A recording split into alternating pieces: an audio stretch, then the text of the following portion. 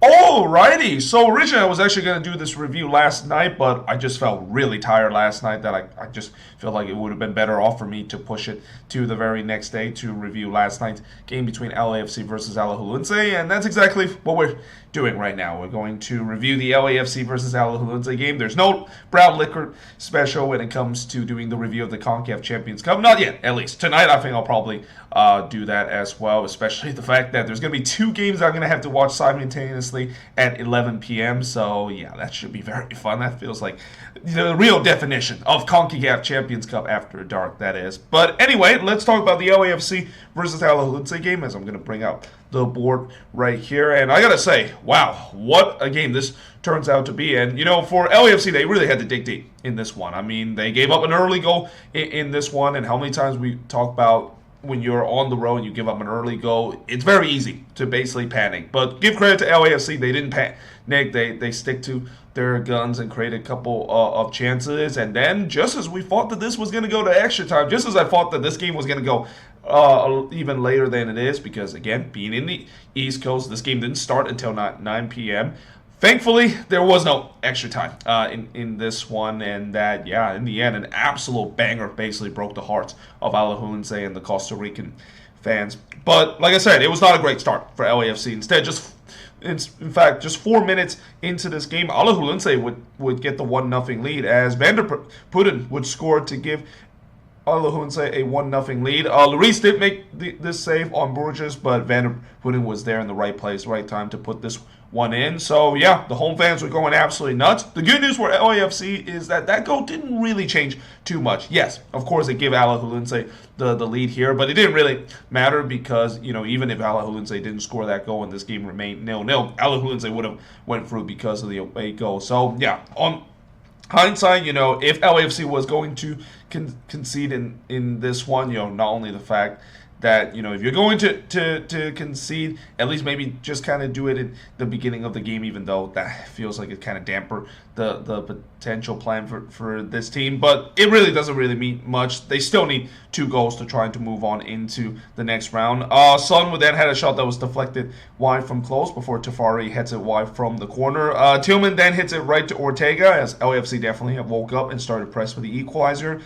Son would then puts it high on the free kick. The shots were 4-2 for LAFC up to this point. Ortega then denied Bawanga from close in the 29th minute. There was no doubt that LAFC really started to dominate the possession and really started to dictate this game. But the problem is, can they break down this rigid Alajulense backline who, just like the last game, LAFC had a tough time in terms of breaking them down. Alajulense was pretty much putting almost everybody back, knowing the fact that, as long as they don't concede 2 goals, they're going to be moving on into the next round. And even if they do concede a goal, at least this game is going to go to extra time. Tafari would then heads it wide from close before Segura would also do the same thing, but this time from the corner spot in the second minute of stoppage time. But we do head to halftime with Alajulense taking a 1-0 lead and 2-1 lead in the aggregate. But in the second half, LAFC finally found the breakthrough. And how many times we've seen this before where Nathan Ordaz, he's really a big game player in my opinion. He's always a guy that tends to score some big goals. We've seen it multiple times, and it happened again here in the 51st minute where he scored a huge goal here from Delgado to give LAFC the tying goal. And that was huge, not only just coming out of halftime, but now if you're an LAFC fan, you can at least breathe a little bit more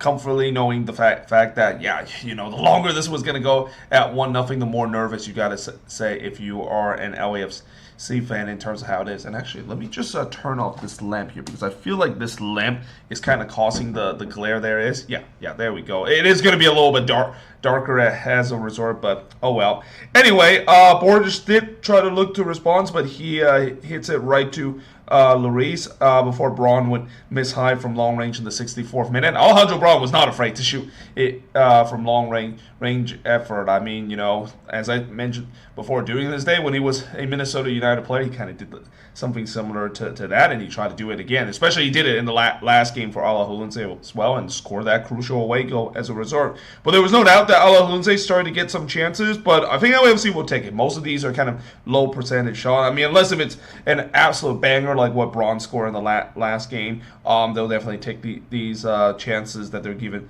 to Alajulense. Martinez would then miss wide from close before Braun tried to do a long-range effort again, but he missed that one wide in the 82nd minute. And you just kind of have a feeling that, maybe this game might not go to extra time. I mean, both of these teams were pushing to try to get that crucial next goal. Zadava would then hits it right to Lloris before the post would deny Bouanga in the near post. I mean, Bouanga make your typical near post run there, and he almost squeezed that one in. But in the second minute of stoppage time, just as we thought, we're going to head to extra time because, there was only 3 minutes of stoppage time in this one. All signs seems like we're going to go to extra time.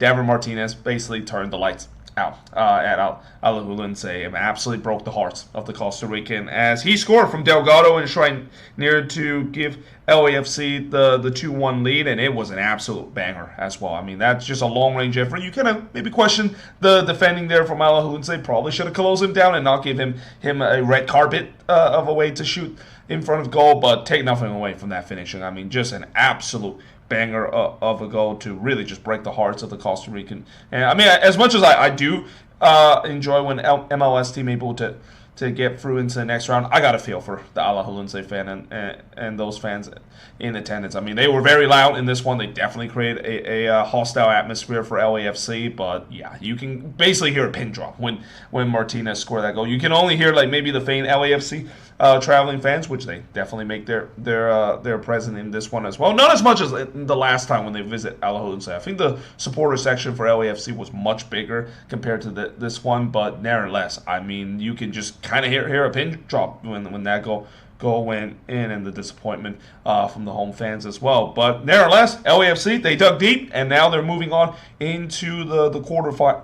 No, they're the first MLS team to, of course, make it to the quarterfinal. The shots in this one, 15 shots for the 8 that Alajulense has, 3 shots on goal for the 4 that Alajulense has, 2 shots off target for the 4 that Alajulense has, 6 shots that was blocked for the 2 that LAFC had, and possession-wise, 59% possession compared to 41% possession that Alajulense has in this game. And, while it wasn't a pretty two-legged affair, and I think LAFC probably thought this was going to be an easy two-legged affair, and it turns out it was a little harder for them than it is. I mean, in the knockout tournament, I always say it doesn't matter how pretty you can beat your opposition up in the two-leg, or you can just barely squeeze by, as LAFC kind of did that in this two-leg affair. It all means the same. It's all about surviving and moving on in a knockout kind of tournament, and LAFC will take it. They're moving on into the quarterfinal.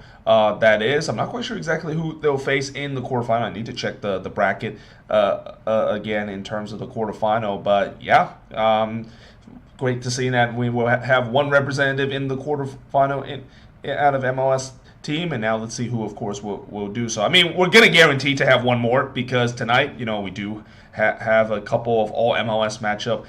Actually, we're not just guaranteed one. We're guaranteed to have 2 MLS teams that make it to the quarterfinal because we have 2 all MLS kind of matchup with the Cascadia Derby between the Sounders and Vancouver, and then the one I'm going tonight between Nashville and Inter Miami. One of those teams is going to book their ticket to the quarterfinal of the CONCACAF Champions Cup as well. But either way, hope you guys enjoyed this video. If you do, make sure you guys hit a like, smash the subscribe button. Let me know in the comments below what do you think of this review. And like I said, tonight it's going to be the Brown Laker special. I mean, after the final game is going to be over, hopefully it doesn't go to extra time. That's my biggest concern when it comes to watching this game. Like, I don't really need to have a game that started at 11 p.m. and then it goes to extra time, and next thing I'll be doing this review at 2 in the morning, that is, and probably have to be very quiet when I do the review at 2 in the morning because, after all, I am staying in a hotel. Don't want to wake up people that is probably sleeping across the hall or next to my room. But either way, hope you guys enjoyed this video. If you do, make sure you guys do a like, smash the subscribe button, and yeah, I, of course, will see you guys next time.